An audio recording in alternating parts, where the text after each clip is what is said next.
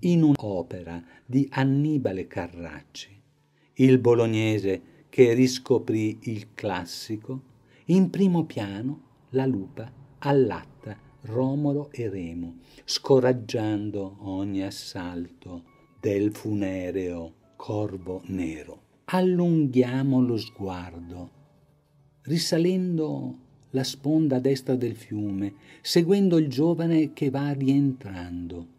Per non turbarlo, usciamo dal viottolo, piegando a sinistra.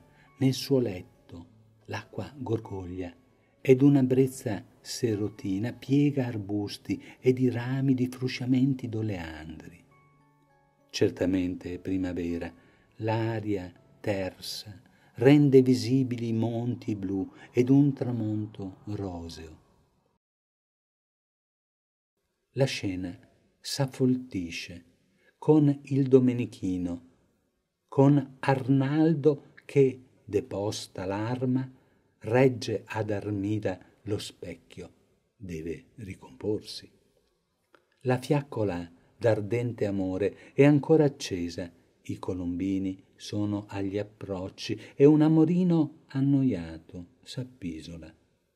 Sopra di lui il compare è pronto a scagliare la freccia, un altro stringe il cappio rosso.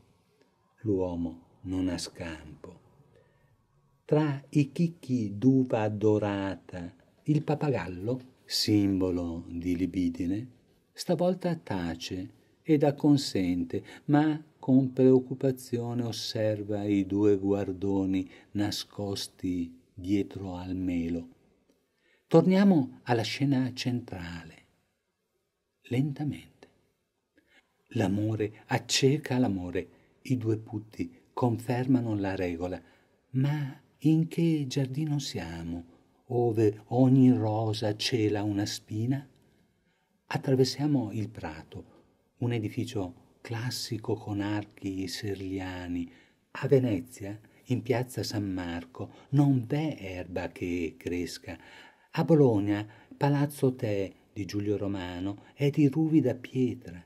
Resta Roma, con un Colosseo ribaltato, luogo storicamente appropriato ad ogni competizione. Annibale Carracci, che ha maggiore profondità di campo, ovvero di campi e colline, e seguiamo l'indicazione di Gesù alla Sammaritana. Oltre l'albero, le rovine dell'impero, ma un volto sospettoso ci trattiene. Tra i due, alzato sulle punte dei piedi, diversamente non si spiegherebbe un'altezza superiore ai personaggi della storia, pretende d'ascoltare. Gli apostoli disputano sul più e sul meno, non se ne avvedono, oltre le loro teste la vita prosegue. La madre, raccolta l'acqua dal pozzo, s'avvia verso casa, tenendo per mano il figlio. Il sentiero non è tracciato, si procede con cautela, guardando dove si mette il piede. Uno scivolone spezzerebbe il vaso e sciuperebbe la serata nella città lucente che, superati alcuni dossi, ci ospiterà, perché la notte sarà fredda, un vento scenderà lungo la valle dei Monti Azzurri.